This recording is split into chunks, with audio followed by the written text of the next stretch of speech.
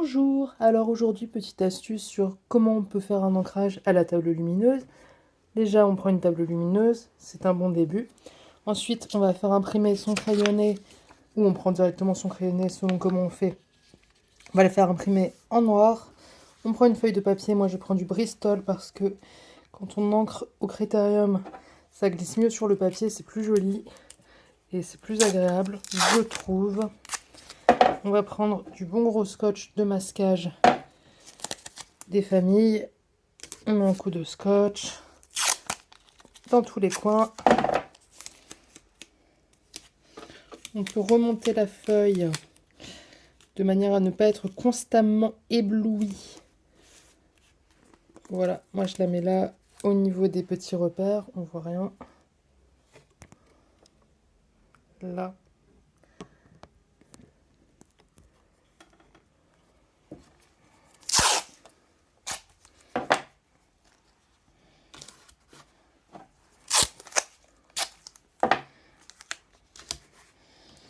On prend un Critérium, moi c'est du Mine 09 2B bien gras, du coup c'est plus noir, ça se voit mieux. Éventuellement une gomme électrique, parce que voilà. Et de la gomme mie de pain, quand il vous en reste et que les chats n'ont pas joué avec et mis leurs petits poils dégueulasses partout sur votre gomme. Et c'est parti! On peut régler l'intensité de la table lumineuse. Si comme ça vous va, c'est bien. Sinon, il y a plusieurs intensités. C'est les tables lumineuses de chez Action. Elles sont pas très chères, elles fonctionnent bien. Merci Action. Voilà, moi je laisse ma gomme mie de pain dans un coin parce que ça se colle comme du chewing-gum. Ça rappelle des souvenirs du collège. Et puis c'est parti. Prenez votre temps, on n'est pas là pour faire une course de vitesse. Faites attention parce que avec la table lumineuse, on voit parfois pas très bien ce qu'on fait, donc on a tendance à trop appuyer comme des bourrins. Et ça sert à rien et ça va vous faire un trait à la fois trop sombre et trop figé et sans aucune nuance et c'est pas ça qu'on veut. Si vous voulez ajouter des petits traits que vous ne pourriez pas avoir au feutre ou à la plume, comme ça par exemple, comme si vous faisiez un petit coloriage, ben, c'est à vous de voir. C'est à vous de voir aussi par rapport à ce que veut la personne qui vous commande le dessin, s'il y a un commanditaire derrière.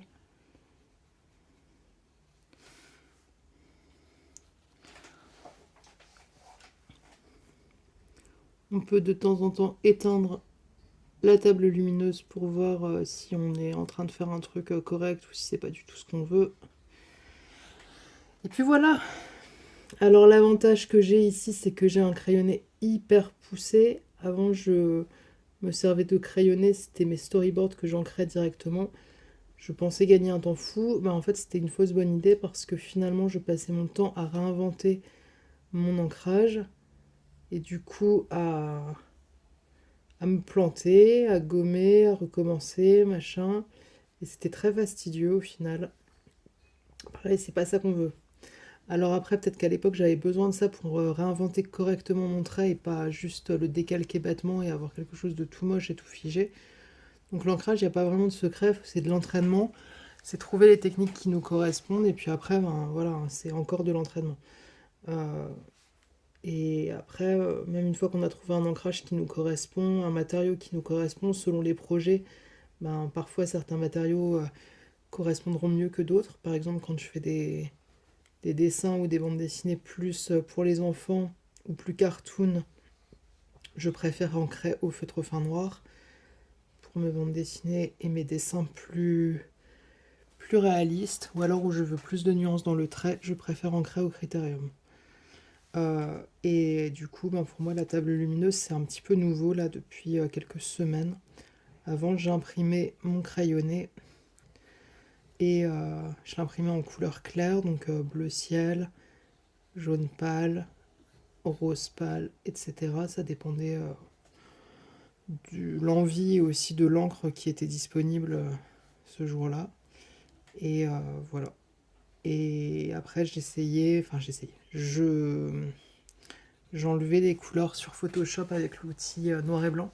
C'était parfois compliqué, parfois selon à quel point l'impression de base est grisée ou pas, c'est super compliqué de retirer correctement l'ancrage, il restera toujours des traces, donc finalement la table lumineuse, ce que je déplore, c'est que ça fait mal aux yeux au bout d'un moment et du coup ça peut donner des migraines parce qu'on est tout le temps ébloui même si on s'en rend pas forcément compte. Donc ça peut vraiment aller vite d'avoir mal à la tête avec ça. Mais ben, au final vous avez quand même des planches super propres par rapport à la méthode d'imprimer le crayonné en dessous. Qui peut aussi donner un petit style, hein, ça dépend des goûts, ça dépend ce que vous voulez, etc. Et pourquoi je le fais aussi maintenant à la table lumineuse, c'est aussi tout simplement parce que comme je travaille sur du Bristol, ben, en fait c'est plus compliqué de trouver des imprimantes qui peuvent faire passer un papier aussi épais sans que ce soit compliqué. Et voilà, ça, à la base c'était vraiment l'idée. Ça allait pas beaucoup plus loin. Parce que avant, habituellement, quand je faisais mes ancrages sur, directement sur les crayonnés imprimés, je prenais vraiment du papier de base d'imprimante, quoi. Donc avec un grammage très faible et vraiment le papier le plus basique possible. Alors c'était pas cher, mais là j'en vois un petit peu. C'est pas que j'en vois les limites, c'est que j'ai trouvé mieux. Je m'embourgeoise. Donc pour moi, le symbole de l'embourgeoisement ultime, apparemment, c'est de travailler sur du Bristol. Elles m'ont pas coûté très cher, hein, les feuilles. Je les ai achetées en paquet sur Amazon. Je pense que j'ai payé ma ramette de 100 feuilles 6 euros, donc ça va, on a connu pire. Parce que pendant des années, en fait, on m'avait dit que le Bristol, c'était un papier très cher, presque un truc de bourgeois. Bon, en fait, bon, on a connu plus... moins rentable, dirons-nous. Voilà. Donc là, je peux de temps en temps aller couper ma table lumineuse pour voir où j'en suis. Là, par exemple, j'aime pas du tout cette ombre. Je trouve qu'elle a rien à faire là. Donc je vais aller la gommer avec ma gomme de pain. La gomme de pain, l'intérêt, c'est que on va pas avoir de petites boulettes de gomme. Et on peut tapoter et du coup, on gère à quel point on efface ou pas.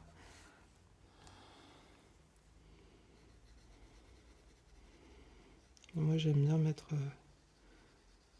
des petites nuances comme ça de griser pour déjà faire les ombres et comme ça le coloriste qui passera après moi, s'il n'a pas envie de s'embêter trop et s'il a envie de juste faire des aplats, ben, ça passera a priori plutôt bien. Et s'il a envie de faire des ombres, ça peut aussi lui donner des bonnes indications sur là où les placer. Et puis au-delà de ça, ça peut faire un petit style. Apporter un peu de matière sur ces couleurs froides et un peu trop uniques qu'on peut parfois avoir en mise en couleur informatique. Voilà dans l'idée du coup. Alors une petite note en passant, je suis en train de faire l'arrière-plan et comme vous pouvez peut-être le voir, c'est une photo. Alors pourquoi une photo? Ben parce que comme moi vous n'aimez pas trop faire les décors, pour plein de raisons. Donc par exemple, c'est pas vivant, donc ça vous intéresse moins. Et du coup, vous avez développé des petites lacunes, ou tout simplement vous maîtrisez la perspective, mais en fait, ça sera mieux. Comment dire, le fait de reprendre une photo sera toujours plus réaliste et machin. Et voilà, ou alors vous n'avez pas le temps, ou alors un combo de toutes ces petites situations. Eh bien, n'hésitez pas à tricher, voilà, tout comme moi. Donc, j'assume complètement. Je sais faire un décor, mais je les trouve mieux quand je reprends des photos. Et puis, ben, je peux me le permettre. Après, il faut l'intégrer. Il faut aussi la décalquer correctement, hein. Je fais pas n'importe quoi en faisant ça. Mais ben voilà, je trouve que c'est plus joli. Ça me fait gagner du temps. Et comme c'est pas un truc sur lequel je m'épanouis de faire des perspectives à n'en plus finir, eh bien, ça me va très bien comme situation.